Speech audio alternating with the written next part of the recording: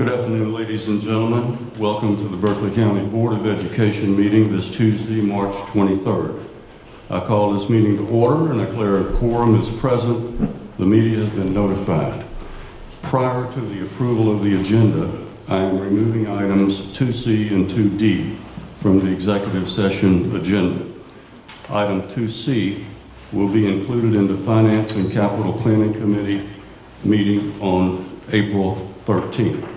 Item 2D will be discussed in the Superintendent's Report, Capital Projects Update on April 13th. Do we have a motion to approve the agenda? Make a motion. Second. I have a motion from Ms. Tanner, a second by Ms. Littleton. Is there any discussion? All in favor, raise your hand. Opposed? Unanimous consent. The agenda is approved. Do we have a motion to approve the minutes of the board meeting on March 9? So moved. Second. Ms. Wofford makes a motion. Ms. Marone, second. Do we have any discussion? All in favor, raise your hand. Opposed? Unanimous consent, vote of 6-0. Do we have a motion to enter into executive session? Make a motion. Ms. Tanner and Ms. Littleton. Ms. Tanner makes a motion, Ms. Littleton seconds. The stated purpose of entering into executive session is for the discussion of pending employment matters to include the appointment of an administrator. All in favor respond by raising your hand. Opposed? Motion carries 6-0. We are in executive session.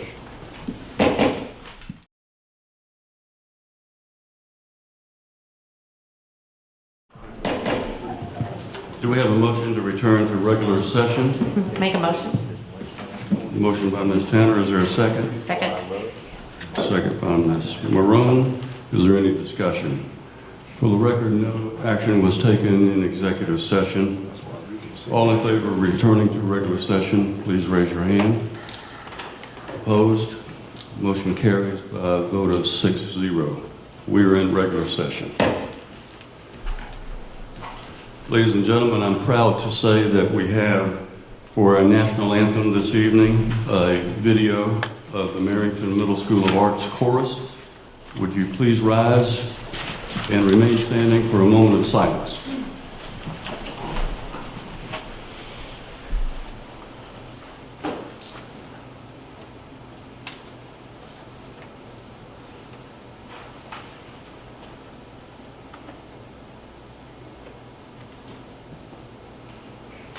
Oh, say, can you see by the dawn's early light what's the world at the twilight's last gleaming, whose bright stripes and bright stars through the perilous fight o'er the ramparts we watch, where streaming, and the rocket's red glare, the bombs bursting in air, gave proof through the night that our flag was still there. Oh, say does that star-spangled banner yet wave o'er the land of the free and the home of the brave.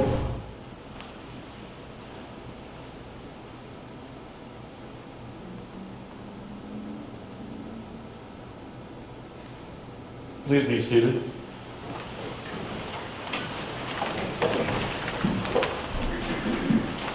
We have an additional video, a song, White Winter Hymnal by the Marrington Middle School of Arts 7th and 8th grade chorus.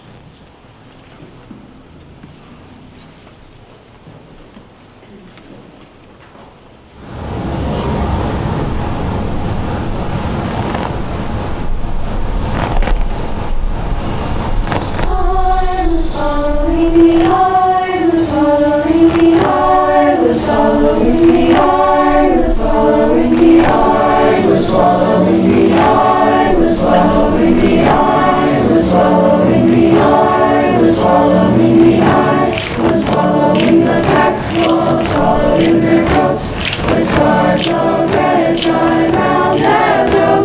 to keep their little heads from falling in the snow. And I turned round and there you go. And Michael, you would fall and turn the white snow red as strawberries in the summertime.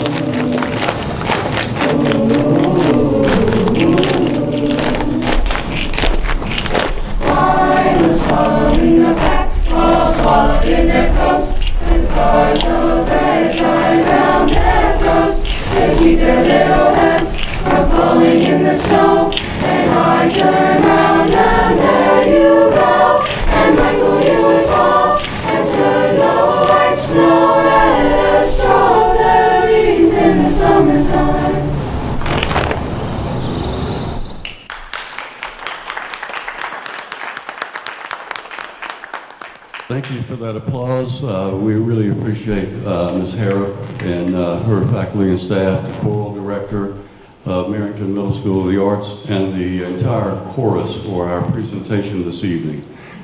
And I do not see any citizens' comments for this evening. So the next item on the agenda are reports from the standing committees. First, a report from the Committee on Academics and Innovation, Chairwoman Kathy Littleton. Mr. Chairman, the Committee on Academics and Innovation on March 9th, 2021. On recommendation of the committee, I move to approve the Head Start budget expenditure report for January 2021 and Head Start credit report for January 2021. We have a recommendation from committee. No second is required. Is there any discussion? Hearing none, all in favor, raise your hand. Opposed? Likewise. Motion carries 7-0. Also on recommendation of the committee, I move to approve the 2021-2022 instructional calendar for second reading as presented by administration. Also, the recommendation of the committee,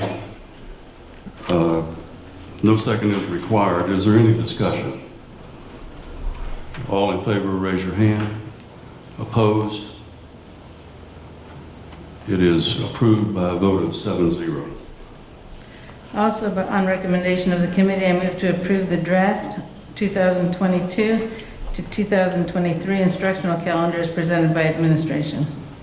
We have a recommendation from committee. No second is required. Is there any discussion? Hearing none. Excuse me, Ms. Wofford.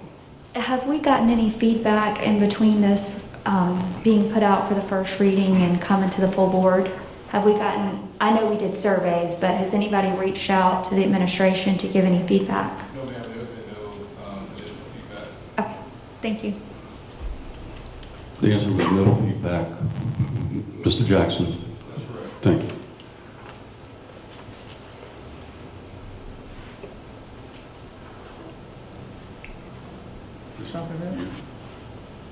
I need to call for the question. All in favor, raise your hand. Opposed? Motion carries 7-0. Also, on recommendation of the committee, I move to approve the proposed dates for the 2021 middle and high school summer programs. We have another recommendation from the committee. No second is required. Is there any discussion? Hearing none. All in favor, raise your hand. Opposed? Motion carries 7-0. Also on recommendation of the committee, I move to approve the compliance waivers from the following state board regulations to support a virtual school of choice for grades 9 through 12. 43-234 2B, 43-205C, 43-2054B2, 43-2052B1, 43-2054B3, 59-1-425A, 43-222A. Approval for the district to request compliance waivers from the following state board regulations to support an online earning program for grades 3 through 8, 43-2312, 43-232-2A, 43-232-1, 43-232-1A, 43-231-4A through C, 43-232-3AB, 43-2052-B1, 43-2053-B3, 43-22A. We have a recommendation from committee. No second is required. Is there any discussion? Can you please repeat that?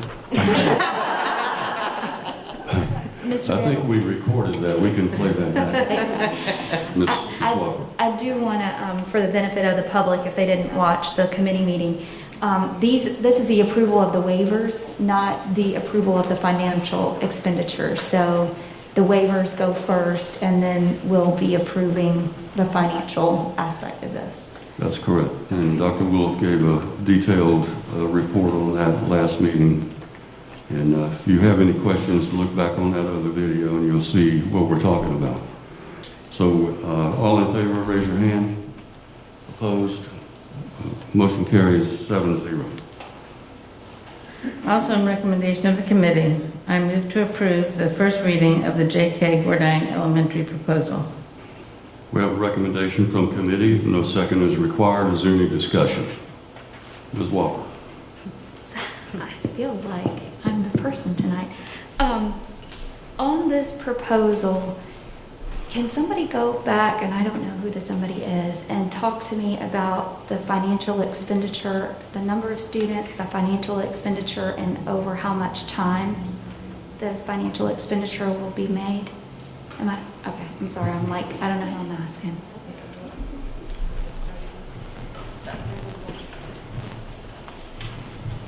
Dr. Kelly Wolf is recognized to answer Ms. Walford's question, as well as Dr. Theodore Prelo.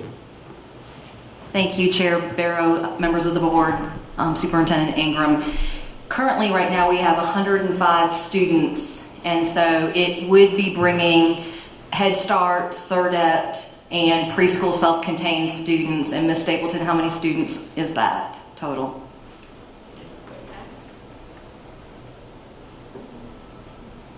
Those are existing programs that are going to be moved back to JK, so there would be no expenditure to move those back. Are they're currently at St. Stephen Elementary, or are they at Bonner? They are. Ms. Stapleton, can you please? Do we know that our families want to go from St. Stephen Elementary to J.K. Gordine as far as the Head Start side of it? So these would, for the Head Start students, unless they're Can you? for Head Start, unless they're currently 3-year-olds, these would be new students coming into our program for the 4-year-old program. So there is a chance there might be some 3-year-olds that could roll up into that 4-year-old program. And then for CERDEP, it would be our new students for 4-year-olds. We can have a max of 20 in each program. So for our 3 CERDEPs, that would be 60, and for our 2 Head Start, that would be 40 each. And then preschool self-contained, the max would be 16 to 18. So you'd still have Head Start and all that at St. Stephen Elementary, is No, that what I'm ma'am. hearing? Those programs would be moved over to JK. It would be moved. Okay. What are the numbers of children that would be in those programs from the J.K. area?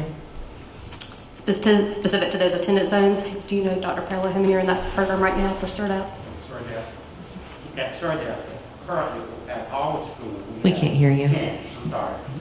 Sorry, apologize. Currently, we have 10 students in our START program that are in the JK attendance zone currently now. We haven't had, of course, registration has not started yet. We're trying to get a projection of how many students that actually will qualify for CERDAP program in the JK Godine attendance area, but we don't have that number. Will this leave a funding deficit at St. Stephen Elementary School? Right, those programs would just automatically be moved over. So those allocations, those fundings would automatically move over. So that would not impact their programs for early learning because those programs would just be automatically moved over to JK. But I mean, their number of principals or their other staff that supports the Head Start and CERDAP, would that be affected by moving these students? Yeah, not currently, Dr. Woodley. I don't want to speak for admin. Correct. That would not, no, it would not impact. Okay. So we think we'll be busing children from the St. Stephen Cross. What communities would the 60 children come from that will be going to JK? Correct. So it could be any of those areas. So for our early learning programs, since we do not have them at every single elementary program, they're able to go to their home school and or the next closest program as long as seats are available. And then of course, once those seats are full, then we have some students and families that choose to possibly travel even further so that they can still have a seat in one of those programs. Okay.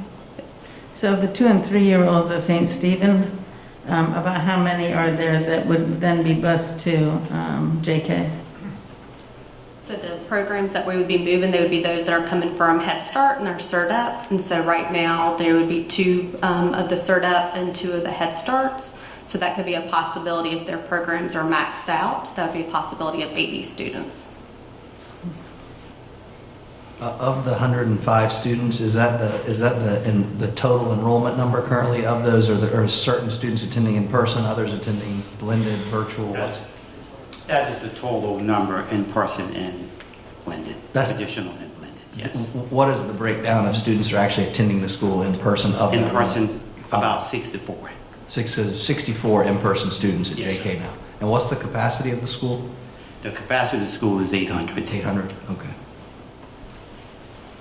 And Does CERDAP and Head Start provide their own part of transportation, or do we subsidize transportation for those So students? for Head Start, we have to get a waiver, and Ms. Jones, speak up if I'm saying something incorrectly, but for CERDAP, they're able to join those buses. Okay.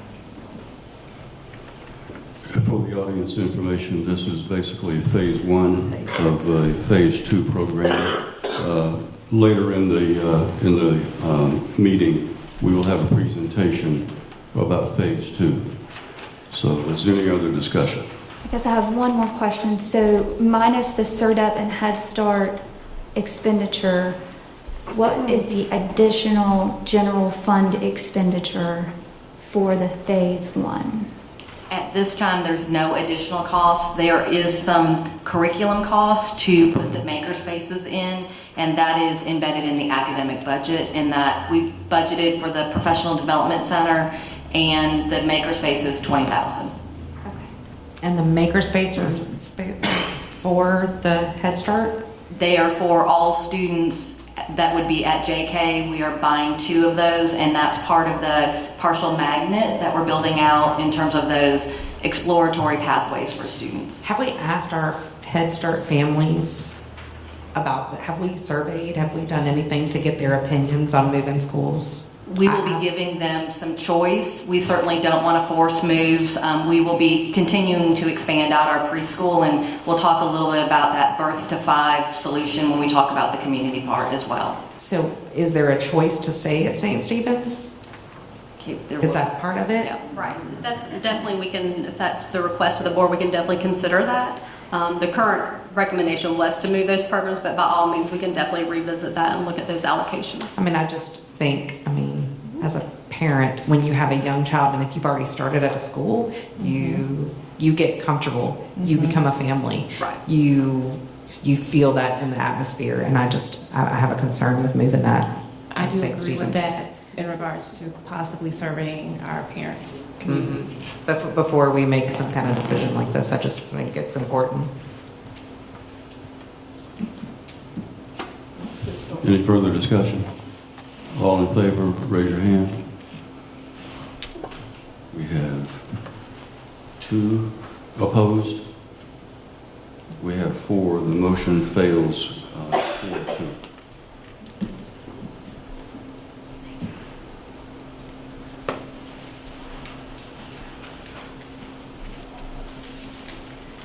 Mr. Chairman, that concludes my report. Thank you. Next is the Committee on Finance and Capital Planning, Chairman Mac McQuillan. The Committee on Finance and Capital Planning met on March 9, 2021, and on recommendation of the committee, I move to approve the second reading of Policy KG, Public Use of School Facilities. We have a recommendation from committee. No second is required. Is there any discussion? Hearing none. All in favor, raise your hand. Opposed? Motion carries unanimous.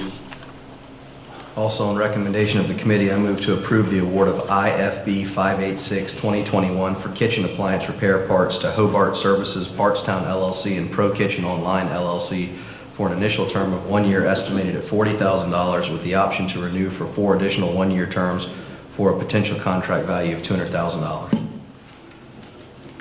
We have a recommendation from committee. No second is required. Is there any discussion?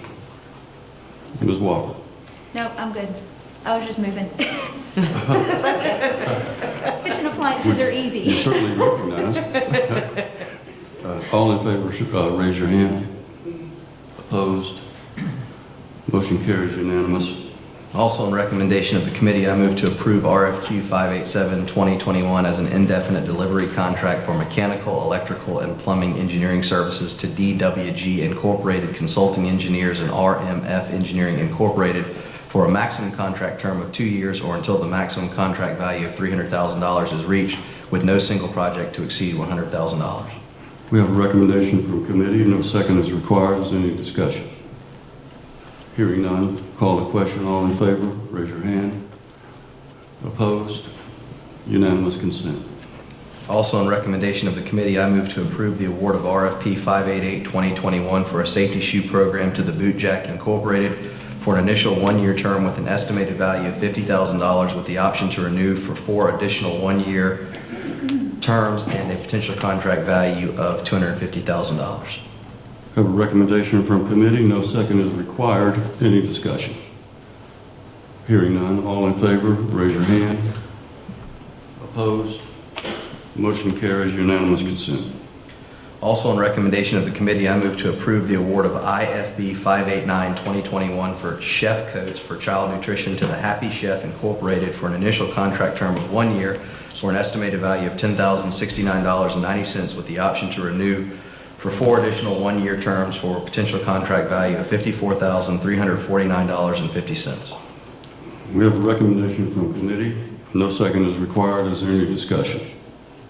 Hearing none, all in favor, raise your hand. Opposed? Unanimous consent. Motion passes. Also, on recommendation of the committee, I move to approve RFP 591-2021 to replace core switching infrastructure at 23 locations to Bridge Tech Solutions LLC for an estimated initial contract value of $290,697 with the option to extend the contract for 4 additional 1-year terms for, quote, as-needed purchases contingent upon E-rate funding allocations. We have a recommendation from committee. No second is required. Is there any discussion? Hearing none, we'll call the question. All in favor, raise your hands. Opposed? Motion passes unanimously. Also, on recommendation of the committee, I move to approve RFP 592-2021 to provide and install uninterruptible power sources at multiple locations to Bridge Tech Solutions LLC for an estimated initial contract value of $188,680 with the option to extend the contract for 4 additional 1-year terms for as-needed purchases contingent upon E-rate funding allocations. We have a recommendation from committee. No second is required. Is there any discussion? Hearing none, we'll call the question. All in favor, raise your hand. Opposed? Motion passes unanimously. Also, on recommendation of the committee, I move to approve RFP 593-2021 to expand wireless capabilities at multiple locations to DISYS Solutions Incorporated for an estimated initial contract value of $193,282.91, with the option to extend the contract for 4 additional one-year terms for as-needed purchases contingent upon E-rate funding allocations. We have a recommendation from committee. No second is required. Is there any discussion? Hearing none, we'll call the question. All in favor, raise your hand. Opposed? Motion passes unanimous consent. Also, on recommendation of the committee, I move to approve BVB 2021 as an indefinite delivery contract for roofing contractors to Reich Roof Services, Inc., Southeast Roofing Solutions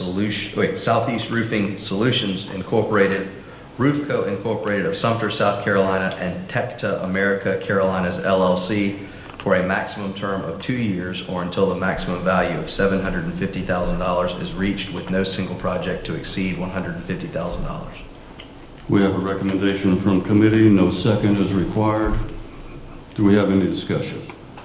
Hearing none, all in favor, raise your hand. Opposed? The motion carries unanimously.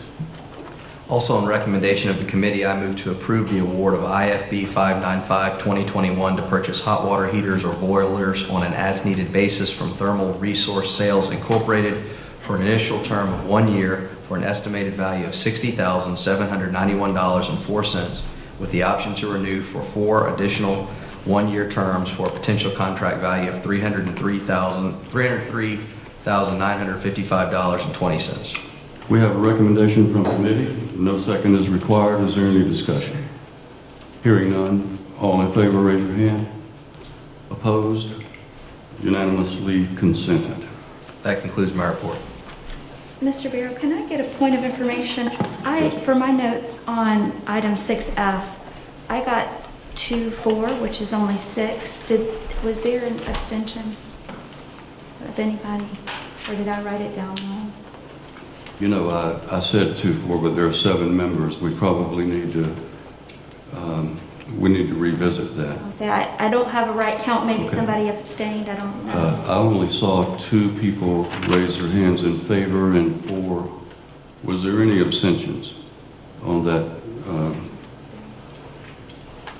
Was there anybody besides Ms. Marone and myself that voted in favor of that motion? I voted in favor, but I also wanted to. I can't hear you, ma'am. So it's I voted in favor, but I also wanted to poll or at least do a survey to see what Okay, the. so it was 3-4. 3-4. Thank you. Thank you for pointing that out, Ms. Walker. Hard to figure out after the fact. For Lacey, it's hard. She'll be I'm watching. sure she appreciates that. She'll be watching the video, trying to count our hands.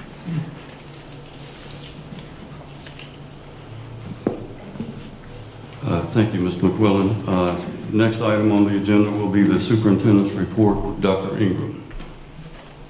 Thank you, Mr. Chair, board members, members of the audience. Before I turn the bulk of my time over, I want to just thank Amy for being here, Amy Hardison. Thank you for Teacher Forum. I know I said it a couple of weeks ago, but what our teachers have accomplished this year is nothing less than miraculous. And I mean that. There's another district that I'm very familiar with that they're not going back in person until April 12th. And their teachers have actually been home all year. So they are a little bit behind where we are. And I don't think there's any district in the country that has done it any better than Berkeley. That's no credit to me, of course. All the credit goes to the teachers and the staff that has made that happen and done that safely. So thank you again from the bottom of my heart. Also, I would be remiss if I didn't point this out. We held a vaccine clinic with Liberty Doctors Group over in West Ashley this past Saturday. We vaccinated another 340 people. In total, we have vaccinated approximately 1,500 employees to date. This does not include employees who may have made their own arrangements to get their vaccines in other places. So we think there are a lot of people who got shots in their arms now. The second round of the Pfizer vaccine that was administered on Saturday will be April 10th. And I think we've got a clinic scheduled at St. Stephen Middle on April 22nd from 21st?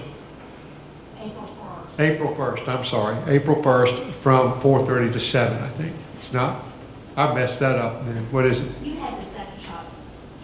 April 1st is 9 o'clock until 2:30. Okay, and then the second shot. 2:30 until, and then the second shot is the 22nd. Gotcha. I got the second shot, not the first. But I that's- hate to intervene here, but for people on the video, they didn't hear you. Could you go to the microphone and explain that? That might be helpful.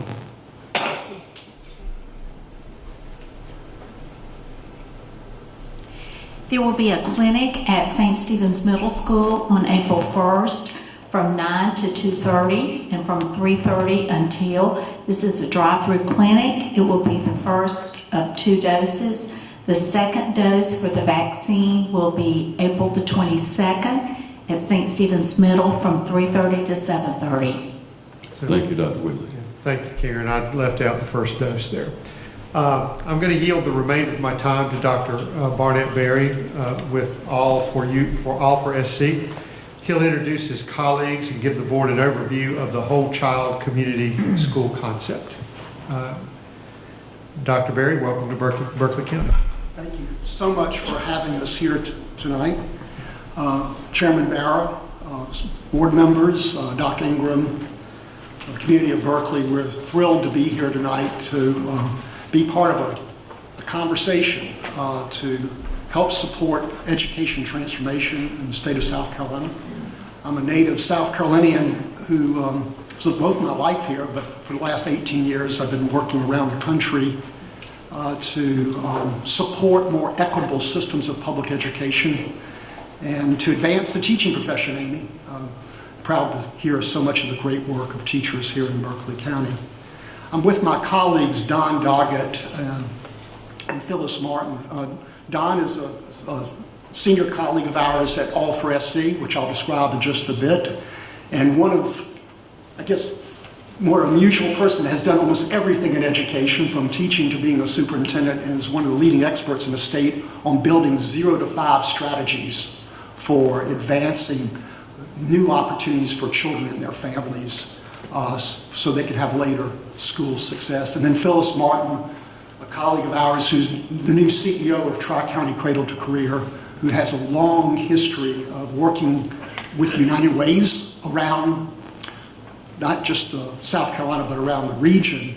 United Ways are powerful institutions that can help us bring together people and programs who often work in silos that keep us from having the kind of collective impact that is so necessary for us to close achievement and opportunity gaps here in South Carolina and across the nation.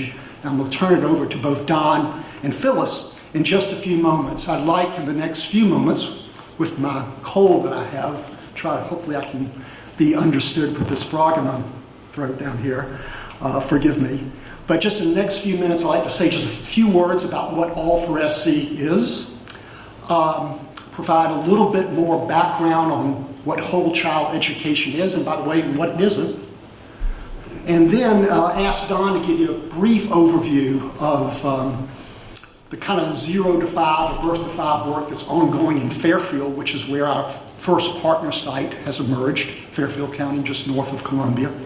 And then Phyllis to talk about a little bit about community engagement, building on the extraordinary work that's already begun in the J.K. Gourdine community with Reverend Barnes and Dr. Pralo and many, many others. Let me just say quickly, as I returned to the faculty just about 16 months ago, I would recommend not trying to do this type of work in the middle of the pandemic, but I will say this: the pandemic has laid bare the colossal inequities that have always been with us and has made the disparities that have been so great even greater. It also has disrupted the system in such a way that we can find, I think, some innovative approaches in coming out of this awfulness of this past year. All for SC is how a research university, and I like to say from medicine to music and engineering to education and everything in between, can be brought together in a de-siloed way to serve the needs of South Carolina's public school communities as defined by the communities, not by us at the university. Our job is to accelerate, support, facilitate. The expertise has to come from the community, driven by the community. Whole child education, actually, you're already doing so much of this in different schools across the county. And almost in every school system, you'll see some elements of how we're beginning to not just educate a young person on the basis of their academic needs, but also their cognitive, their social, their physical, and aspirational needs, and do it in a coherent way that really drives the supports they need in order to achieve not just life success, but also life fulfillment. We know so much more from the science of learning that tells us a great deal about how toxic stress undermines academic development. And now we know a whole lot more about how to address toxic stress amongst young people and their families to help us really serve young people and those families.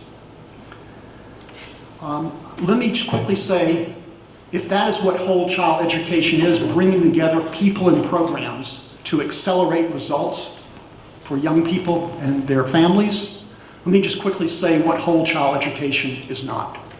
It's not another program. For us educators in the room, we have lived with decade after decade after program. A lot of good ones. They often land on other ones. They're not as good.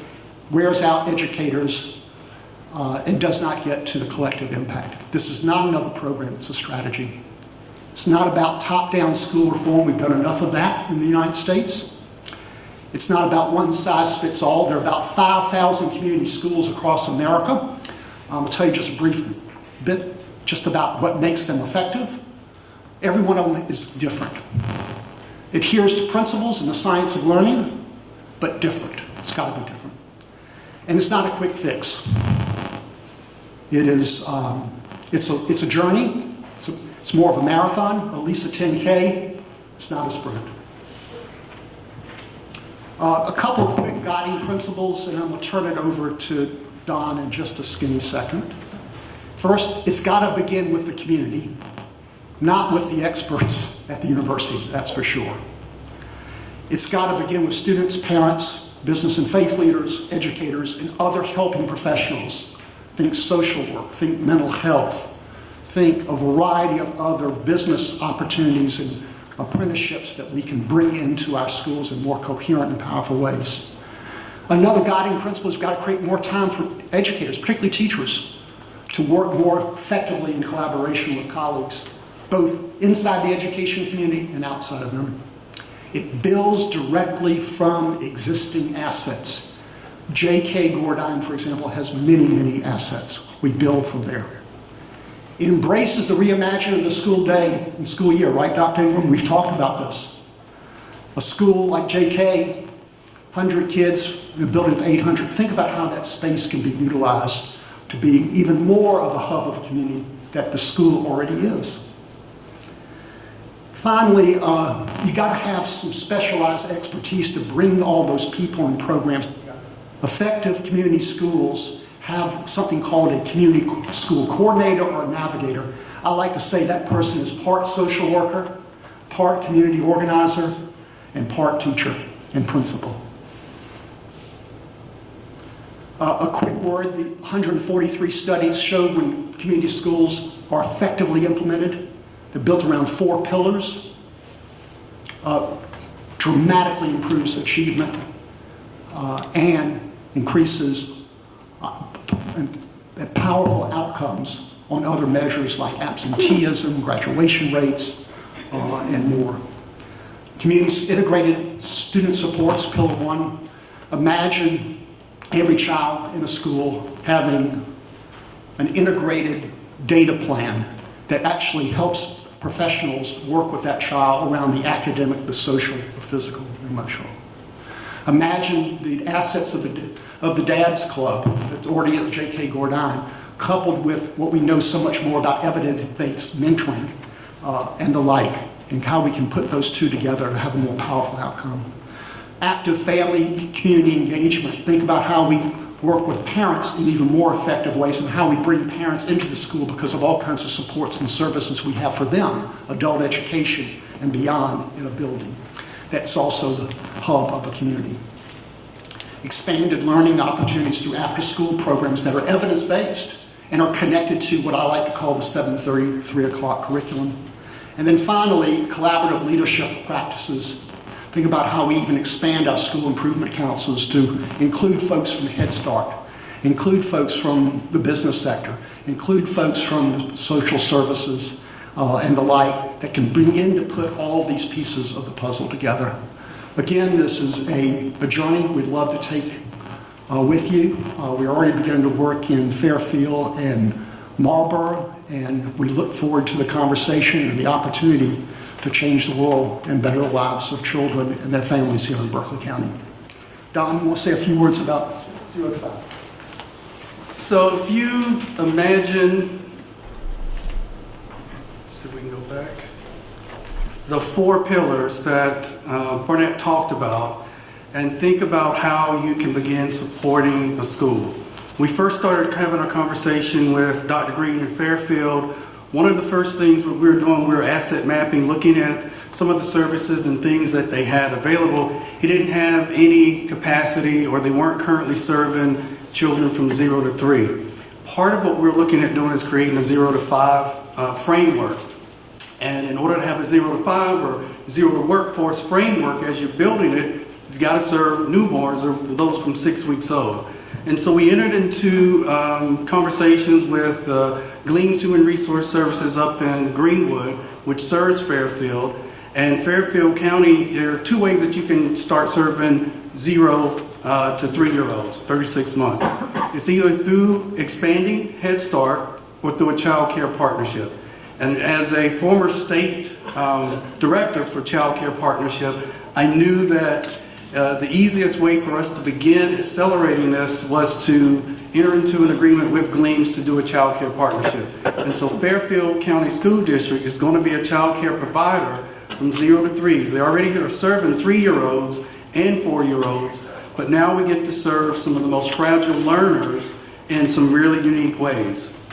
We're partnering with First Steps, again, to help bring quality.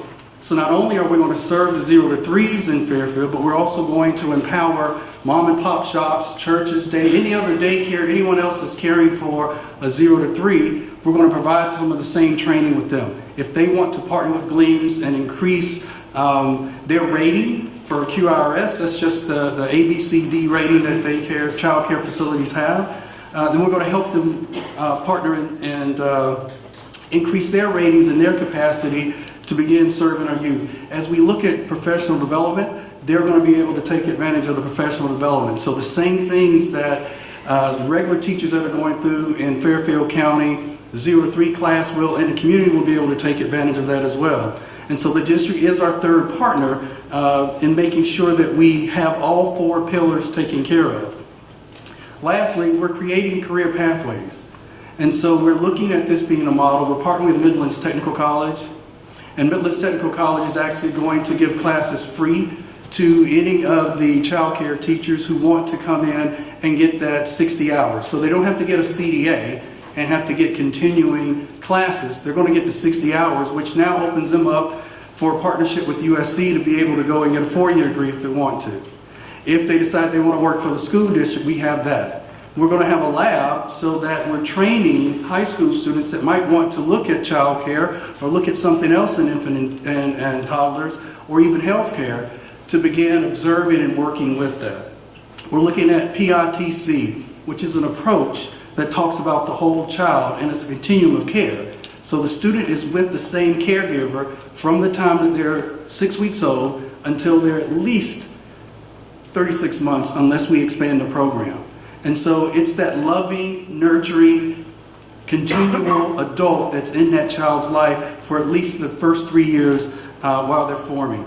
Again, like I said, university is a partner. We're looking at other business partners that are in Fairfield, bringing them, creating this coalition, working with Fairfield forward, and really looking at taking this idea of moving and looking at the whole child from the time that they're born until they're 5 years old, then imagining what that school day is going to look like to continue supporting the community, those students, while they're in first grade, second grade, through fifth grade, and then all the way up, continue building this model until they graduate and go to college. And so now I'll let Phyllis talk about some of those community partnerships. Thank you, and my thanks for having us here this evening. I think both of my colleagues really said so well and demonstrated so well the significance and impact of strong and ongoing community engagement, and you all touched on it yourselves as you were discussing one of the items tonight. The question at hand is always, what do students and parents think? And the work of community schools is really based on a strong engagement strategy that includes and allows for those voices of students and parents to be co-developing along with us and with communities to ensure what we often call a strong civic infrastructure, but really I call it sustainability. And so what I've seen over the course of my experience, both with United Way and now with Tri-County Cradle to Career, is that we have much longer sustainability on initiatives when families and students are part of that process. And that's an ongoing process because we know that when we put down an initiative, that's just the floor, that's just the beginning. What we learn together as we're going through that and as we are implementing that initiative is bound to have to be course corrected at some point in time. And how we do that together, I think, does a couple of things, right? It allows us to move further, faster, and it also ensures that we are listening, all of us, and hearing each other. As we have been talking together about what this potentially could look like, we've also been talking to funders who have a very strong interest in ensuring that community engagement is at the heart of how this work gets built. They're very interested in knowing how we might do this together, both to get the work started, but also on an ongoing basis, so that as we're looking at this moment in time, as Dr. Berry said, we're using this moment in time to really think differently or to stick to, right, what we said we were going to do. So Tri-County Cradle to Career is pleased to support and be part of this work in any way, shape, or form that we can, but with emphasis on the significance of community engagement being a solid driver and solid tool that we all can use and learn from as we go down this road together. Thank you so much.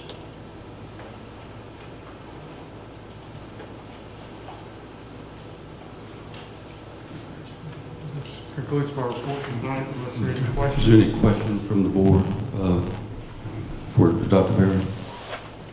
Ms. Walker. I do have one question, or maybe a series of questions. Have you already gone in or met with the JK community, and have you identified any potential childcare facilities? Have you gotten that far in the work in St. Stephen or JK community or cross community that there are childcare providers to partner with? So there's a short answer and a long answer. Being the former state director, yes, there are two in Berkeley County that I was over for the Child Care Partnership. And one's Betty's Daycare in St. Stephen's, and Christian and I still communicate. We've looked at active childbirth to see how many, and so long answer is we've been looking at your demographics and seeing how many newborns were born in Berkeley as a whole. One of the things, if you were looking at, and I'm just a big dreamer here, you could have a whole early learning wing of 0 to 3 and serve all the 0 to 3 in the Pineville, St. Stephen's, JK area if there's space and things that you want, because there are babies that are born that could be served that would qualify. In terms of meeting with the community, that's the next step once we engage a little bit further with this process. With Dr. Ingram and the board's permission, is to engage and do asset mapping in the community to find out what the community wants. We don't want to come and do it, and we've had this conversation even today. We're not doing anything to the community. We have to allow the community to know what this program, this model, this initiative is, and then what it could be in terms of what they want it to be. And so the only way to do that is to fully engage them, have conversations, show them what it could be, show them what they could have, because I liken it, like I said earlier today, I said, Barnett, I'm going to teach you to play golf. You tell me what you need to play golf. Well, he doesn't know everything. So part of the education is letting him know all the parts and things, and then letting him pick and choose what he wants to do to be able to play golf with me. And so we want to engage the community in much the same way. Ms. Wofford, can I give you the long game answer to this? Well, I actually grew up in St. Stephen, so I'm very familiar with the area, and I'm very concerned. I mean, it's a concern that there's a deficit of childcare in that part of the county anyway. And so when you're talking about partnerships, Miss Betty's is about the only place I could think of. So I'm thinking, who are the partners? I mean, we have to generate the partners before we could even take the first step, because I know there's disparity there and unavailability. There's huge, and not just for the little ones. Part of our job, and as Dr. Ingram knows, we are working on the parallel side of public policy, because the existing system is not designed to serve every child and his or her family well in this way. Our job is to help influence and support system change at the policy level and new financing models that really do drive the kinds of supports that every community, no matter how many early childhood care facilities they have there or not. Our job is, if there's need and there's not asset yet, our job is to work with you to build those assets, build a case for those assets, build a case for those investments, so that every child can receive the public education they so richly deserve. That's the long game, but I got my track shoes on. How long have these programs been in Fairfield and Marlboro? Well, you can answer that one. Yes. So I'm going to go back and answer Ms. Wofford's. So in Fairfield, there's one child care that is licensed, and it's currently a C. And so on average, they're anywhere from 260 to 312 babies born every year since 2017 to 2019. So we expect that to explode. So they're currently not being served. So as Barnett said, our goal is to be able to serve as many as we can through the partnership, but also work with the community to identify other child care facilities to either become licensed and work with them to get their license, provide the free training and all the information that they need to begin starting up. And if they want to partner with the local CAP agency, Community Action Agency, then show them how to do that as well. Even if it's in-home child care, we still want to provide training because we know that someone's caring for those babies. And so it's, in terms of what we're doing in Fairfield, about 2 years now in terms of working, and then the pandemic hit. So we have just done the site visit. And so Gleams is actually bringing about $250,000 for renovations to outfit just 2 classrooms with the goal of extending to 48. And so if there are 260 babies born every year and we're only serving 50 of them, there's room for us to begin developing the community and mapping those different areas where we could help identify and grow and groom other child care facilities. And so I'm going to let Barnett finish answering your question if I didn't. Okay. It was Dr. Wigwall, I'm sorry. I'm sorry, I didn't. Well, I guess my next question is, how successful have those 2 programs in those counties? What's the data on that? Because I'm hearing that this is a developing program. Well, and you all have been within those counties for 2 years. Well, actually, we started conversations about 2 years ago. All for SC was launched about 16 months ago. We have begun to provide some pipeline services like evidence-based mentoring, like some early childhood supports, social emotional learning supports. But the larger coherent cradle-to-career strategy has yet to be developed. We are working and building off a body of evidence of how other education systems have done this and done it well. And that is the model that we're following here. Barnett, didn't you say in a previous discussion you had done some review of other states like Ohio and...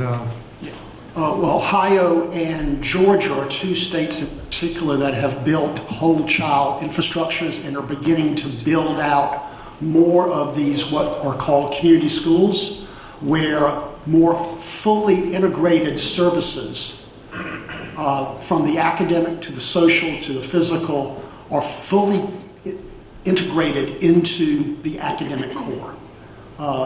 There are about like I said before, there are about 5,000 pretty good examples. Some of them are outstanding examples around the country where they have stayed the course for multiple years and have delivered some very powerful outcomes. One of my exemplars is a school in downtown Los Angeles, supported, by the way, by UCLA in bringing some of their resources to bear.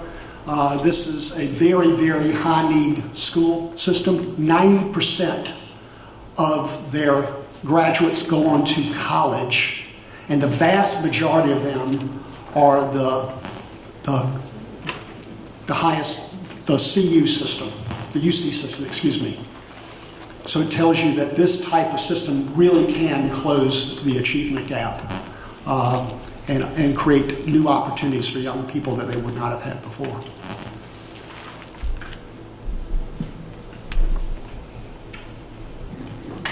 Hi. So I have had the pleasure of having multiple conversations about this program and getting J.K. Cordine to be a community involvement school. And it's not just about, it is definitely bringing the whole community together. And I personally know that the task force for J.K. Cordine has voiced their opinions to you about what they need and what they want and what they look for. So when they say that they haven't physically met with them, that is true, but the information is there. So I just want to clarify that to make it seem like that it's not that they don't know what they don't want, they just physically haven't had a formal meeting, but they have had conversations with the community. They've had conversations with the task force for J.K. Cordine, and I think that they have had more critique from me personally, asking them plenty of questions about this program. I do think that this is something that would definitely be positive for Berkeley County School Districts. I do think that this is something that would be innovative and kind of setting us on the mark as far as educating the whole child and setting that precedence in our county. I think that starting from 0 up is a great opportunity because there is a lot of children by the time they get into kindergarten or K4, they could have benefited from having some education beforehand, but this isn't just about educating the child, it's about going forward and bringing in mental health, partnering with the community, having possible adult continuing classes to keep all of our community members pretty much within the community, and having our, as industry comes into South Carolina, being able to keep those that live in South Carolina able to obtain those positions as well. So I do want to make it seem like that, yes, I know that this was a presentation that they are, giving to the full board today, but I just wanted to voice my opinion to let them know and the public know that J.K. Cordine and the task force, myself, there's been people that you are familiar with, Reverend Barnes, Dr. Barnes, Dr. Prelu, and then the task force members, myself, have had several meetings about this. So if there is any more questions, after tonight, I'd be more than happy to discuss them as well.